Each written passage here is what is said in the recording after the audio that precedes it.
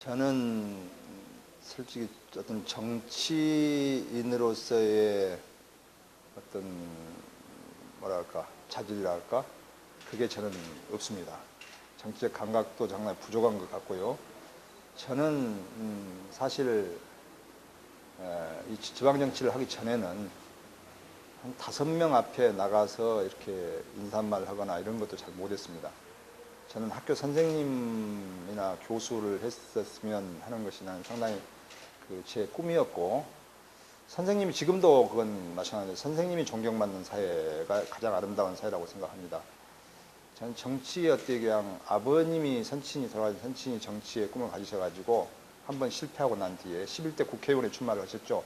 그리고 차적으로 낙선하시고 나서 절대 저에게 유원 아닌 유원으로 선거로 해서 뽑는 직은 절대 나가지 말라고 했는데, 아버님 잡고 가시고 90년대 잡고 가시고 나서 49제도 모시기 전에 제가 도의원 출마를 선언하게 된 것은 어떻게 지금도 생각하면 상당히 좀 불효를 제가 하고 있지 않나 이렇게 생각해서, 지금도 제가 공천을 못 받고 매번 무소속으로 이렇게 나왔던 것이 아마 시야에 계신 아버님께서 못 나오게 계속 방해를 하는 거 아니냐 이런 생각이 들 정도로 하여튼 저는 참 어려운 호남에서 어려운 선거를 계속 해가지고 지금은 이제 어느 정도 이제 좀 올랐다고 어느 정도 올랐다고 생각하기 때문에 지금은 상당히 쉽습니다, 선거가. 근데 과거 그 당시는 도의원, 군수, 시장 이 당시는 정말 특정 정당의 공천만 받으면 무조건 당선시켜주는 때 참 무소속으로 출마해가지고 어려운 선거를 치렀죠.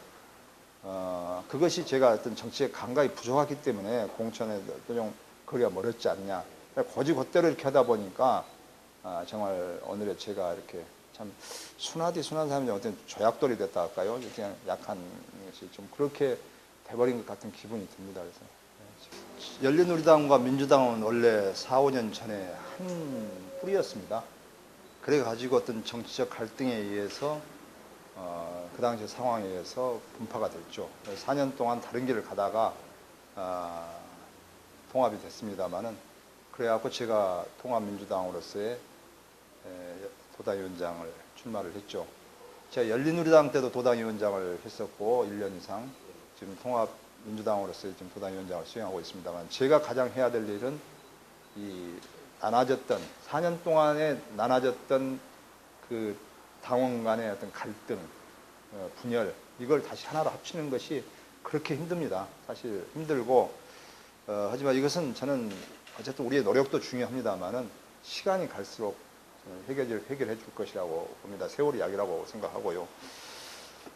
정동영 부분에 대해서는 저는 지금 우리 당이 물론 열심히 하고 있습니다만 지지율이 전혀 올라가지 않고 있는 이유가 잠재적 대권 주자가 지금 없기 때문에 저는 그렇게 생각합니다.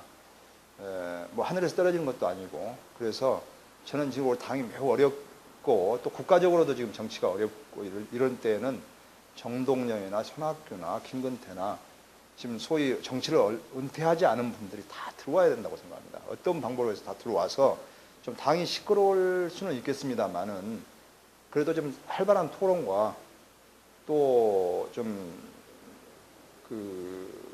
활발한 어떤 활동을 함으로 해서 좀 생기가 돌고 또 국민들의 지지도 있을 수 있다라고 생각하는데, 지금 너무 좀 이 어려운 때 조용하지 않냐, 너무 일사불란하게 나가고 있지 않냐, 이런 면도 좀 있는 것 같고, 지금 정세균 대표 체제가 출범했는데 우리 당의 국민들이 보는 시각은 어떤 정권을 교체할 수 있을 만한 능력을 갖추고 있지 못하다라는 것에 대한 문제 시각이 상당히 많은 것 같습니다. 그래서 뭐 정동영이가 꼭 뭐 어떤 대권 주자라는 것보다는 과거에 했었고 또 손학규 다 이런 정치적 꿈을 갖고 있는 분들이 다 들어와서 좀 한나라당에 비해서는 약할지는 몰라도 활동을 많이 해서 국민적 지지를 받아 나가고 공감대를 형성해 나가는 거, 이게 난 필요하다고 봅니다.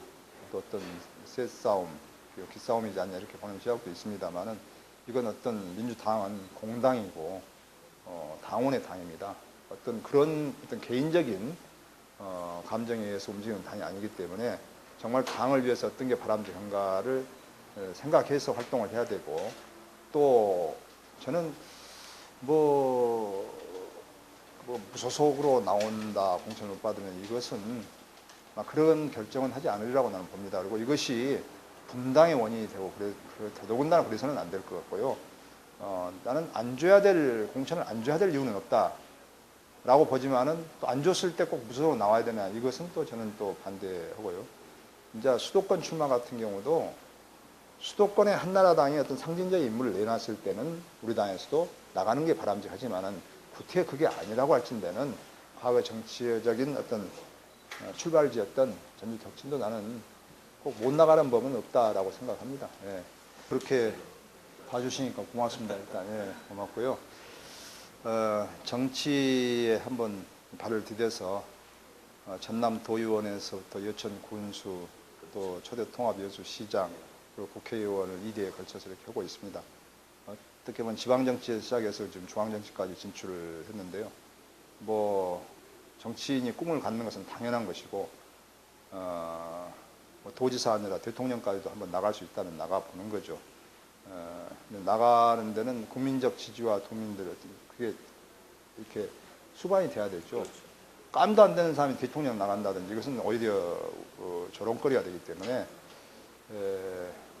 그렇고 뭐 도배도 마찬가지입니다. 지금 아직은 1년이라는 시간이 남았기 때문에 주민들의 민심이라든지 여론 그것은 상대적이라고 봅니다. 또 박준영 현 지사가 잘 하고 있고 할 때는 도민적 지지를 많이 받을 것이고 만약 그게 아닌다라고 하면 그것도 나한테도 반대급부가 올 것이고 그렇기 때문에 그것은 하반기쯤 가서 민심과 여론을 수렴해서 제 뜻을 결정할 생각을 갖고 있습니다. 어쨌거나 민주당의 열악한 현실, 정치적인 기반이 좀 사실 좋지 않습니다. 네, 네. 지역민들도 좀 낙후되고 소외되지 않느냐라는 그런 네. 생각들이 많은 것 같고요. 네. 그래서 끝으로 우리 전남 도민들에게 또는 거주 시민들에게 네. 하시고 싶은 얘기 있으십니까? 예, 우리 민주당은 호남의 주민들의 성원 속에서 커왔고 역사의 고비고비마다 나라를 참 위기에서 구했던 참 국익의 성지이고 참 양모 호남이면 시무 국가란 말이 있듯이 우리 호남이 우리나라 정치를 지금까지 다 이렇게 만들어 왔다 해도 과언이 아닙니다. 그 중심에 민주당이 있고 민주당을 이렇게까지 키워주셨습니다. 그게 참 어떻게 보면 성원과 보답을 못한 것이 지난번 정권을 모처럼 수평적 정권 교체해서 10년 만에 다시 정권을 내주는 그런 상황이 났습니다. 저는 깊게 반성을 해야 된다고 생각합니다. 깊은 반성 속에서 다시 참 신뢰를 받을 수 있도록 최선의 노력을 다하는 것이 도민들에 대한 의무고 책임이라고 생각합니다. 하루아침에 이게 좋아질 수는 없다고 생각하고 지금 여러 가지 이명박 정부 들어와서 대단히 어려운 여건 속에서 지금 싸우고 있습니다. 참 이명박 정부는 정말 우리가 상식적으로 생각하기 힘든 그런 소위 MB 악법이라든지 반민주 악법 시대를 좀 되돌리려고 하고 있고 경제를 살리기는 그냥 경제가 좀 더 어려워지고 있는 이런 국민들을 실망시키고 있습니다. 여기에 대적해서 우리 민주당이 그래도 제1야당으로서 활동을 하기 위해서는 도민들의 힘을 좀 실어주시고 해야 된다고 생각합니다. 하여튼 도민들의 기대에 어긋나지 않는 그런 활동을 해나가도록 그렇게 하겠습니다. 네, 오늘 바쁘신데 긴 시간 고맙습니다. 고맙습니다. 뭐 사진